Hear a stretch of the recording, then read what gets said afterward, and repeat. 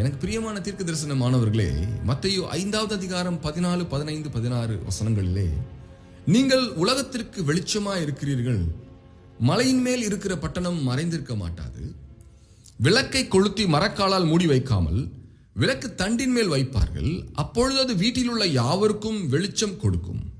இவ்விதமாய் மனுஷர் உங்கள் நற்கிரியைகளை கண்டு பரலோகத்தில் இருக்கிற உங்கள் பிதாவை மகிமைப்படுத்தும்படி உங்கள் வெளிச்சம் அவர்கள் முன்பாக பிரகாசிக்க கடவுது என்று சொன்னார்.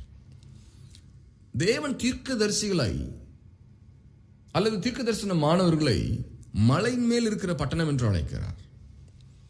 ஆகவே தீர்க்க தரிசன மாணவர்களாகிய நாம் என்ன விதமான சிந்தனையை உடையவர்களாக இருக்க வேண்டும்?